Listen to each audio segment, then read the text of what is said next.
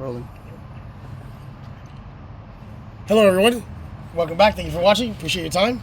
So Celica 03, definitely gotta fix that broken bolt, which extract it. But so people will tell you can't use this grease on everything. You grease anything that's moving or sliding or anything that has movement. It doesn't matter what it is. Now in this case it's spinning, but here where it's greased at, the grease ain't gonna spin and get all over the flywheel clutch like people might think. Okay, you need something. You need some type of lubricant. So you put on the ball, a little bit here, a little on the splines. Don't go crazy now. Is your clutch fork? That ball sitting there, you grease there. Ball sits here. Clutch slave cylinder sits there. You grease there. The edges of the fork, edge of the fork, that will be moving with the throttle bearing. Throttle bearing, a little inside, a little on here. It's not that serious, but still, better have something than nothing.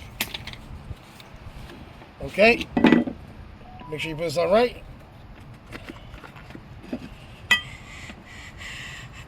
She's got it.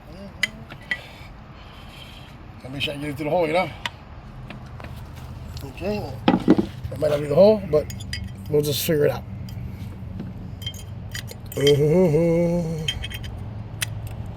And you know what? We're going outside too. A little bit there. Like I said, it doesn't hurt.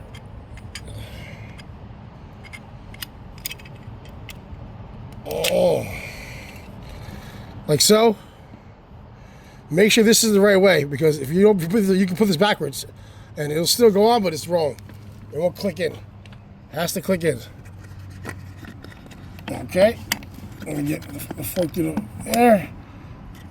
Slide that onto there, and then you're gonna hear it click. It has to click. Heard that click? Done. And if you pull it off, it's on. Okay. She grabbed. Check it.